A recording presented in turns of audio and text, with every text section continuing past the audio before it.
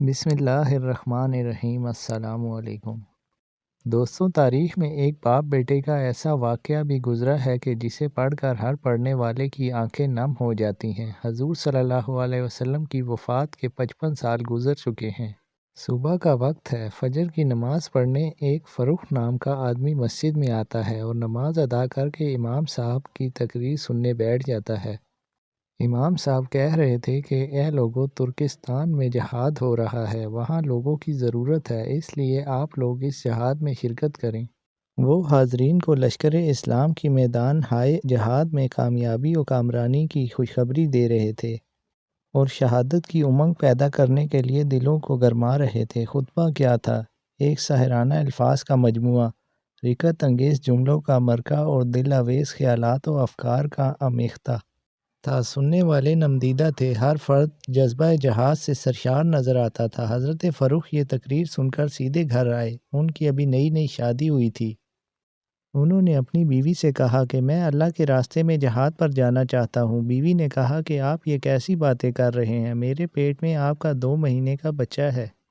اگر آپ مجھے اکیلا چھوڑ کر چلے جائیں گے تو میرا اور میرے بچے کا کیا بنے گا؟ فاروق نے کہا کہ اے اللہ کی بندی، تو اللہ پر بھروسہ رکھ، میں تمہیں اللہ کے سپرد کر کے جا رہا ہوں، اور یہ میرے پاس 30,000 دینار ہیں، یہ مال غنیمت سے میرے حصے میں آئے تھے، انہیں تو اپنے خرچے میں لانا اور معروف انداز میں اپنے ہونے والے بچے پر بھی خرچ کرنا، اور میں جلد ہی واپس آ جاؤں گا۔ بہت اصرار کے بعد بیوی نے کہا ٹھیک ہے، لیکن جلدی واپس آنا۔ اور پھر اسی دن فاروق نے اپنا جہاد کا سامان تیار کیا اور شام ہوتے ہوتے اپنا گھوڑا لے کر گھر سے نکل گئے۔ شوہر کو جاتا دیکھ بیوی کی آنکھوں میں آنسو بھر آئے۔ فاروق نے بیوی کو گلے سے لگاتے ہوئے کہا کہ تم پریشان نہ ہو، اللہ تمہاری حفاظت کرے گا، میں جلدی واپس آ جاؤں گا۔ پھر الوداعی سلام کیا اور اپنی منزل پر روانہ ہو گیا۔ بیوی دروازے پر کھڑی اپنے شوہر کو دیکھ رہی تھی۔ اس کے دل میں عجیب طوفان سا برپا تھا۔ کبھی خیال آتا ہے کہ میرے شوہر جا رہے ہیں، پتہ نہیں اب کبھی ان کو دیکھنا نصیب بھی ہوگا یا نہیں، اور کبھی خیال آتا تھا کہ میری زندگی کا اب کیا بنے گا؟ اگر یہ واپس نہ آئے تو میرا اور میرے بچے کا کیا ہوگا؟ پتہ نہیں اب اس دنیا میں مجھے اپنے شوہر سے ملنا نصیب ہوگا یا پھر سیدھے جنت میں ہی ان سے ملاقات ہوگی۔ بیوی نے خود کو سنبھالتے ہوئے کہا کہ تم اللہ پر بھروسہ رکھو، اللہ ہمارا اور ہمارے بچے کا محافظ ہوگا۔ دن گزرتے گئے۔ اس معزز، سلیقہ شعر، وفادار اور سگڑ خاتون نے اپنے خاوند کی روانگی کے چند ماہ بعد ایک خوبروح، خوش اطوار اور جاذب نظر بچے کو جنم دیا۔ اسے دیکھ کر بہت خوش ہوئی۔ خیال آیا کہ شاید یہ اپنے باپ کی جدائی کا غم غلط کر دے اور یہ اس کی نشانی اور امانت میرے دل کا سرور اور آنکھوں کی ٹھنڈک بن جائے۔ اس بچے کا نام ربیہ رکھا گیا تاکہ اس کا وجود گھر کے آنگن کے لیے سدا بہار کا سماں پیدا کرتا رہے۔ اس ننھے بچے کے روشن چہرے پر شرافت و نجابت کی علامت شروع ہی سے اشکار تھی۔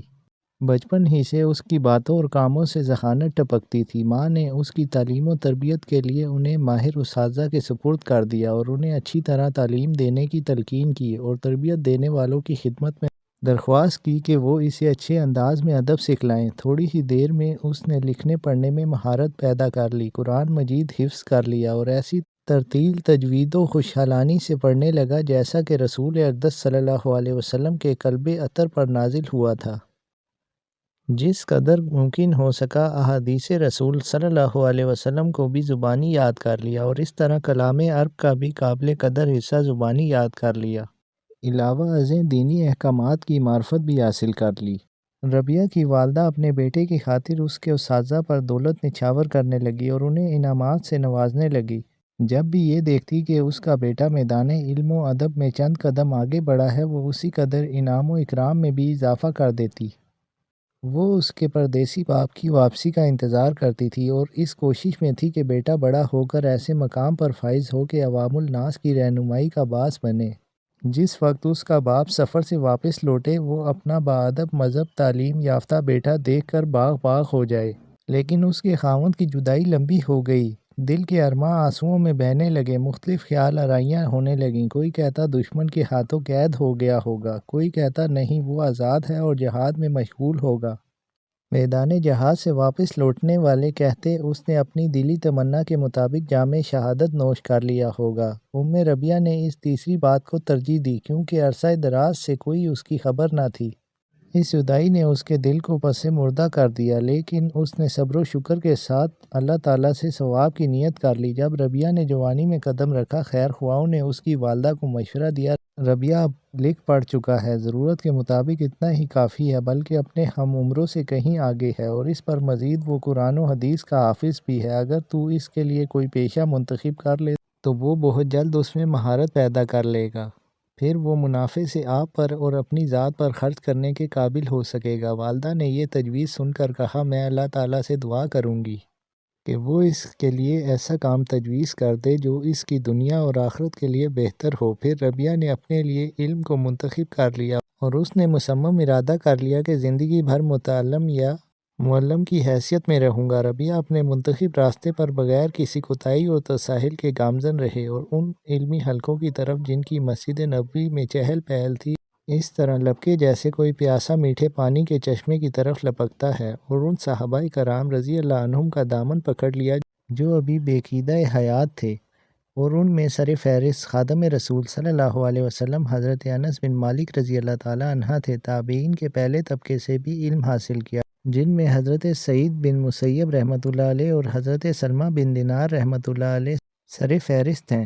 میدان علم میں دن رات کی مسلسل محنت نے انہیں جسمانی طور پر بہت کمزور کر دیا تھا۔ ایک ساتھی نے اسے کہا، پیارے دوست، اپنے آپ پر ذرا رحم کیجیے۔ اس نے جواب میں کہا، ہم نے اپنے مشائخ کو یہ فرماتے ہوئے سنا ہے، علم اس وقت تک اپنا معمولی سا حصہ بھی تمہارے سپرد نہیں کرے گا جب تک تم مکمل اپنا آپ اس کے سپرد نہیں کر دیتے۔ تھوڑے ہی عرصے بعد اس کا نام بلند ہوا، مقدر کا ستارہ چمکا اور اس کے چاہنے والوں کی تعداد بڑھ گئی، شاگرد اس پر فریفتہ ہونے لگے اور قوم نے اسے اپنا سردار بنا لیا۔ دن کا کچھ حصہ اپنے گھر میں گزارتے اور باقی دن مسجد نبوی کے علمی حلقوں میں گزرتا۔ اس کی زندگی کے دن اسی طرح گزرتے تھے کہ ایک ایسا واقعہ رونما ہوا جس کا انہیں وہم و گمان ہی نہ تھا۔ موسم گرما کی چاندنی رات تھی۔ ایک جنگجو شاہ سوار ہتھیاروں سے لیس 60 سال کی عمر میں مدینہ منورہ آیا۔ وہ اپنے گھوڑے پر سوار مدینہ منورہ کی گلیوں میں اپنا گھر تلاش کر رہا تھا۔ وہ یہ بھی نہیں جانتا تھا کہ اس کا گھر موجود ہے یا حوادثات زمانہ کی نظر ہو چکا ہے، کیونکہ انہیں اپنا گھر چھوڑ کر گئے تقریباً 30 سال بیت چکے تھے۔ اس کے نہاں خانہ دل میں یہ تصور بھی جاگزین تھا کہ اس کی جوان سال بیوی پر اس عرصے میں کیا گزری ہوگی، کن مشکلات کا اسے سامنا کرنا پڑا ہوگا، بھلا اس بچے کا کیا بنا ہوگا جو میری روانگی کے وقت پیٹ میں پل رہا تھا، اللہ جانے لڑکا پیدا ہوا یا لڑکی، وہ زندہ ہے یا فوت ہو چکا ہے، اور اس خطیر رقم کا کیا بنا ہوگا جو میں نے مال غنیمت سے حاصل کی تھی اور جہاد کے لیے روانہ ہوتے وقت میں نے بیوی کے سپرد کی تھی۔ مدینے کی گلیوں میں آنے جانے والوں کی چہل پہل تھی۔ لوگ ابھی نماز عشاء سے فارغ ہوئے ہی تھے، لیکن ان آنے جانے والے لوگوں میں سے کوئی بھی اسے پہچانتا نہ تھا اور نہ ہی اسے کوئی اہمیت دیتا تھا، اور نہ ہی کوئی اس کے غبار آلود گھوڑے کی طرف بنظر غیر دیکھتا تھا، اور نہ ہی اس کے کندھے پر لٹکنے والی تلوار کی طرف جھانکتا ہی تھا، کیونکہ اسلامی شہروں کے باشندے ان مجاہدین سے مانوس ہو چکے تھے جو اللہ کی راہ میں جہاد کی غرض سے صبح و شام آتے جاتے رہتے تھے۔ لیکن مدینے کے باسیوں کی بے پرواہی دیکھ کر شوار کے غم و اندوں میں اضافہ اور خیالات میں مزید وسوسے پیدا ہوئے۔ شوار اپنے خیالات میں ڈوبا ہوا مدینے کی گلیوں کا راستہ تلاش کرتے ہوئے چلا جا رہا تھا۔ آخر کار وہ اپنے گھر کے سامنے پہنچا۔ گھر کا دروازہ کھلا ہوا تھا۔ وہ پورے شوق میں اہل خانہ سے اجازت لیے بغیر دروازے سے گزر کر گھر کے صحن میں آ کھڑا ہوا۔ جب گھر کے مالک نے دروازے پر کسی کے قدموں کی آہٹ سنی تو بالائی منزل سے نیچے جھانکا۔ کیا دیکھتا ہے کہ چاند کی روشنی میں ایک شخص تلوار لٹکائے ہاتھ میں نیزہ تھامے گھر کے صحن میں کھڑا ہے، اور اس کی نوجوان بیوی اس اجنبی شخص کی نگاہوں سے قدرے دور کھڑی تھی۔ یہ نوجوان غصے سے اچھلا اور ننگے پاؤں یہ کہتے ہوئے تیزی سے نیچے اترا، ارے اللہ کے دشمن، تو رات کے وقت اپنے آپ کو چھپائے ہوئے میرے گھر میں داخل ہوا؟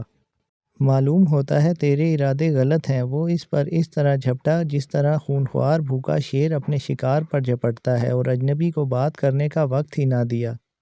دونوں ایک دوسرے سے گتھم گتھا ہو گئے۔ ان کا شور و غل سن کر چاروں طرف سے پڑوسی ان کے گھر آ جمع ہوئے۔ سب نے اس اجنبی کو یوں گھیرے میں لے لیا جس طرح کنگن کلائی کو گھیرے میں لیے ہوتا ہے۔ اس طرح ان تمام لوگوں نے اپنے پڑوسی کی مدد کی۔ نوجوان صاحب خانہ نے مسافر کی گردن کو مضبوطی سے اپنی گرفت میں لے رکھا تھا اور غصے سے یہ کہہ رہا تھا، اے دشمن خدا، اللہ کی قسم میں تجھے یوں ہی نہیں چھوڑوں گا، بلکہ تجھے حاکم کے پاس لے جاؤں گا۔ اس شخص نے کہا، میں اللہ کا دشمن نہیں اور نہ ہی میں نے کسی گناہ کا ارتکاب کیا ہے۔ یہ میرا گھر ہے، میں اس کا مالک ہوں۔ میں نے اس کا دروازہ کھلا ہوا پایا تو اندر آ گیا۔ کیا اپنے گھر آنا جرم ہے؟ پھر حاضرین سے مخاطب ہوا اور کہا، اے قوم، میری بات سنو، یہ میرا گھر ہے، میں نے اسے خود خریدا ہے، میرا نام فروخ ہے۔ کیا تم میں کوئی ایسا شخص نہیں جو اس فروخ کو جانتا ہو جو آج سے 30 سال پہلے جہاد کے لیے یہاں سے روانہ ہوا تھا؟ نوجوان صاحب خانہ کی والدہ سوئی ہوئی تھی، شور و ہنگامہ سن کر بیدار ہوئی، بالا خانے کی کھڑکی سے نیچے جھانکا تو اسے اپنا خاوند نظر آیا جس کی جدائی نے اسے نڈھال کر رکھا تھا۔ اچانک اس منظر کو دیکھ کر ایسی دہشت طاری ہوئی، دانتوں میں انگلی دبائے ٹکٹکی لگا کر دیکھتی رہی، پھر بلند آواز سے کہا، لوگو اسے چھوڑ دو، بیٹے ربیہ تم بھی اسے چھوڑ دو، یہ تیرا باپ ہے۔ لوگو اپنے اپنے گھر واپس چلے جاؤ، اللہ تمہارا بھلا کرے۔ پھر اپنے خاوند سے مخاطب ہوئی اور کہا، اے ابو عبد الرحمن، یہ تیرا بیٹا ہے، تیرا لخت جگر ہے، تیرا نور چشم ہے۔ جب یہ سنا تو فروخ وفور مسرت سے اچھل کر بیٹے سے بغل گیر ہوا اور ہونہار بیٹا محبت سے اپنے باپ کے ہاتھوں، گردن اور سر کو چومنے لگا۔ لوگ یہ منظر دیکھ کر حیران رہ گئے اور مسکراتے ہوئے اپنے گھر واپس چلے گئے۔ ربیہ بالا خانے سے نیچے اتری، اپنے خاوند کو سلام کیا جس کے متعلق اسے یہ خیال تھا کہ اب روئے زمین پر اس سے ملاقات نہ ہو سکے گی، کیونکہ جدائی کو 30 سال گزر چکے تھے اور اس طویل جدائی میں کوئی خبر بھی تو نہ مل رہی تھی۔ فروخ اپنی بیوی کے پاس بیٹھا اور اس سے بیتے ہوئے دنوں کی روداد سننے لگا اور اپنے متعلق گھر تک خبر نہ پہنچانے کے اصلی اسباب بیان کرنے لگا، لیکن اس کی بیوی یہ سب کچھ بے خیالی میں سن رہی تھی، کیونکہ اس سے ملاقات اور باپ کے اپنے بیٹے کو بچشمِ خود دیکھ لینے کی خوشی میں اس خوف کی آمیزش بھی شامل ہو چکی تھی کہ کہیں مجھ سے اسی مجلس میں اس خطیر رقم کے متعلق نہ پوچھ لیں جو جاتے وقت میرے سپرد کر گئے تھے۔ وہ خیالات کی دنیا میں اپنے دل سے کہہ رہی تھی، اگر انہوں نے اس مال کے متعلق پوچھ لیا جو میرے پاس امانت چھوڑ گئے تھے اور یہ تلقین کر گئے تھے کہ میں اسے اچھے انداز میں خرچ کروں، اگر میں نے انہیں یہ بتا دیا کہ اس میں سے کچھ باقی نہیں بچا تو پتہ نہیں کیا رد عمل ہوگا۔ اگر میں انہیں یہ بتا دوں کہ میں نے تمام مال اس کے بیٹے کی تعلیم و تربیت پر خرچ کر دیا ہے تو کیا یہ سن کر انہیں خوشی ہوگی یا تعجب؟ کیا میرا یہ جواب ان کے لیے کافی ہوگا؟ کہیں یہ غصے میں نہ آ جائیں، کہیں یہ دوبارہ جدائی کا صدمہ برداشت کرنے کے لیے مجھے اکیلا چھوڑ کر سفر پر روانہ نہ ہو جائیں۔ کیا وہ اس بات کو بھی سچ مان لیں گے کہ اس کا لخت جگر بادل سے بھی زیادہ سخی ہے، اس کے ہاتھ میں درم و دینار میں سے کچھ باقی نہیں رہتا؟ مدینے کا بچہ بچہ جانتا ہے کہ اس نے دائرہ اسلام میں نئے داخل ہونے والوں پر بے دریغ خرچ کیا۔ ربیہ اپنے خیالات میں مستغرق تھیں۔ خاوند نے اس کی طرف دیکھا اور کہا، ربیہ کیا سوچ رہی ہو؟ کن خیالات میں گم ہو؟ کون سی بپتا آن پڑی ہے؟ یہ دیکھو میں 40,000 دینار اور لایا ہوں، تم بھی وہ دینار لاؤ جو جاتے وقت میں تمہارے سپرد کر گیا تھا، تاکہ اس مال سے ہم باغ اور زمین خرید لیں اور زندگی بھر اس کی آمدنی سے آسودگی حاصل کریں۔ وہ یہ سن کر خاموش رہیں اور اسے کچھ جواب نہ دیا۔ فروخ نے بیوی سے دوبارہ کہا، لائیے مال کہاں ہے تاکہ اسے ایک ساتھ ملا دوں؟ بیوی نے کہا، میں نے اسے وہاں رکھا ہے جہاں اس کا رکھنا مناسب تھا، انشاءاللہ چند دن کے بعد آپ اس کے ثمرات دیکھ لیں گے۔ پھر صبح کی اذان نے ان کا سلسلہ کلام منقطع کر دیا۔ فروخ وضو کرنے کے لیے اٹھا، پھر جلدی سے دروازے کی طرف گیا، آواز دی، ربیہ کہاں ہے؟ اسے بتایا گیا وہ تہجد کی اذان ہوتے ہی مسجد چلا گیا تھا۔ اہل خانہ نے کہا، ہمارا خیال ہے کہ اب آپ کو جماعت نہیں ملے گی۔ فروخ مسجد پہنچا، دیکھا امام صاحب ابھی تھوڑی دیر پہلے نماز پڑھا کر فارغ ہوئے، انہوں نے فرض نماز ادا کی، پھر روضہ رسول صلی اللہ علیہ وسلم پر گئے، صلاۃ و سلام پڑھا، پھر ریاض الجنہ کی طرف مڑے۔ دل میں وہاں نماز ادا کرنے کا شوق تھا، اس کے معطر اور نورانی ماحول میں دل لگا کر نفلی نماز ادا کی اور گڑ گڑا کر دعائیں مانگیں۔ جب مسجد سے جانے کا ارادہ کیا تو دیکھا کہ اس کے صحن میں ایک ایسی علمی محفل جمی ہوئی ہے جو مثالی نوعیت کی تھی اور اس سے پہلے اس قسم کی مجلس کہیں نہیں دیکھی تھی۔ لوگ شیخ مجلس کے گرد حلقہ بنا کر بیٹھے ہوئے تھے۔ رش اتنا تھا کہ تل دھرنے کی جگہ باقی نہ تھی۔ اس نے اہل مجلس پر ایک طائرانہ نگاہ دوڑائی، دیکھا کہ اس میں بڑی عمر والے سروں پر پگڑیاں باندھے اور باادب انداز میں بیٹھے ہیں، اور ان میں سے ایسے لوگ بھی ہیں جو بظاہر بڑے معزز دکھائی دیتے ہیں۔ بہت سے سجیلے نوجوان قلم ہاتھ میں لیے دو زانوں بیٹھے شیخ کی ہر بات کو کاغذ پر اس طرح قلم بند کر رہے ہیں جیسے کسی تاج پر قیمتی موتی چنے جاتے ہیں۔ وہ اپنی کاپیوں میں شیخ کے ارشادات کو اس طرح قلم بند کر رہے تھے جیسے عمدہ چیزوں کو محفوظ کیا جاتا ہے۔ سبھی شیخ کی طرف ٹکٹکی لگا کر دیکھ رہے تھے۔ اس طرح خاموشی، ادب و احترام اور کامل توجہ سے بلا ہس و حرکت سن رہے تھے جیسا کہ ان کے سروں پر پرندے بیٹھے ہوئے ہیں۔ حاضرین میں بات کو دور تک پہنچانے کے لیے مخبر شیخ کے بیان کا ایک ایک جملہ بآواز بلند دہرا رہا تھا تاکہ دور بیٹھے ہوئے احباب تک ان کی ہر بات آسانی سے پہنچ جائے اور اہل مجلس میں سے کوئی بھی کسی جملے سے محروم نہ رہے۔ فروخ کے دل میں شیخ مجلس کے دیدار کا شوق پیدا ہوا، لیکن زیادہ فاصلہ ہونے کی وجہ سے چہرہ صاف دکھائی نہ دے رہا تھا۔ شیخ کی خوش بیانی، علمی رفت، حیرت انگیز قوت حافظہ اور لوگوں کی بے پناہ محبت سے اس کے سامنے عاجزی و انکساری نے اس کے دل پر گویا جادو کر رکھا تھا۔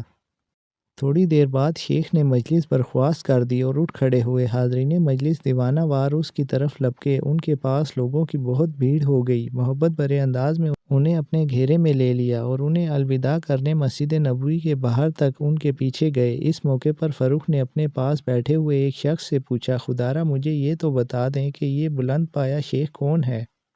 اس شخص نے تعجب سے کہا، کیا آپ مدینہ منورہ میں نہیں رہتے؟ فروخ نے کہا، کیوں نہیں، میں مدینے کا باسی ہوں۔ اس شخص نے کہا، مدینے میں ایسا کون ہے جو اس شیخ کو نہیں جانتا؟ فروخ نے کہا، اگر میں اسے نہیں جانتا تو مجھے معذور سمجھیں، کیونکہ میں 30 سال قبل جہاد کے لیے مدینہ سے چلا گیا تھا، کل ہی واپس لوٹا ہوں۔ اس شخص نے کہا، چلو کوئی بات نہیں، آئیے میرے پاس بیٹھیے، میں آپ کو اس شیخ کے متعلق بتاتا ہوں جس شیخ کا بیان آپ نے مجلس میں سنا ہے۔ یہ تابعین کے سردار اور امت مسلمہ کے بہت بڑے عالم اور نو عمری کے باوجود مدینے کے محدث، فقیہ اور امام ہیں۔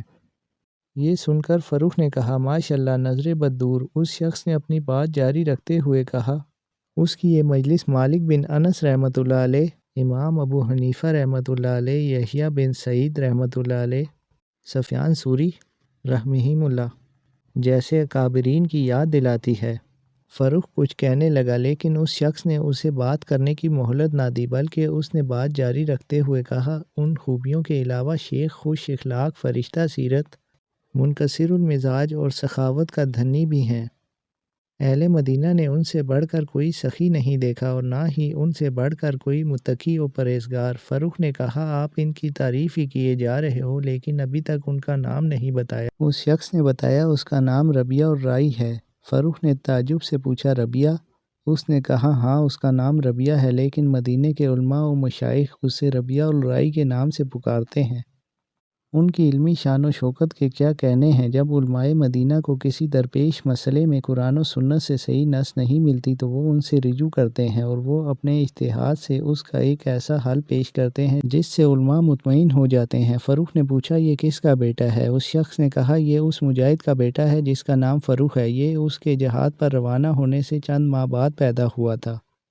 اس کی والدہ نے اس کی تعلیم و تربیت پر پوری توجہ دی۔ میں نے ابھی نماز فجر سے پہلے کچھ لوگوں کی زبانی سنا ہے کہ اس کا باپ 30 سال کے بعد گزشتہ رات مدینہ واپس آیا ہے۔ یہ بات سن کر فروخ کی آنکھوں سے 2 آنسو ٹپکے، لیکن یہ شخص ان آنسوؤں کے گرنے کا سبب نہ جان سکا۔ پھر فروخ جلدی سے اپنے گھر پہنچا۔ بیوی نے دیکھا کہ ان کی آنکھیں بھیگی ہوئی ہیں، پوچھا، ابو ربیعہ، اللہ خیر کرے، کیا ہوا ہے؟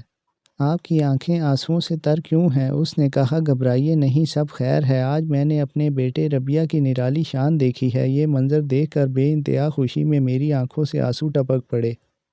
آج اس کے علمی مقام، خوش بیانی اور لوگوں کی اس کے ساتھ بے پناہ محبت نے مجھے گھائل کر دیا۔ میں کس قدر خوش نصیب ہوں کہ مجھے بلند مقام بیٹا ملا۔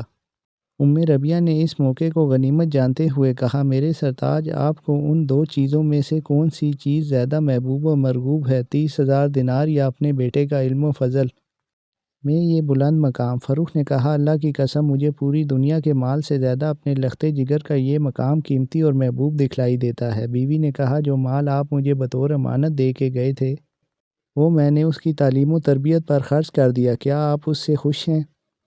انہوں نے فرمایا ہاں کیوں نہیں، مجھے اس سے بہت خوشی ہوئی، اللہ تعالیٰ آپ کو میرے بیٹے اور تمام مسلمانوں کی جانب سے جزائے خیر عطا کرے۔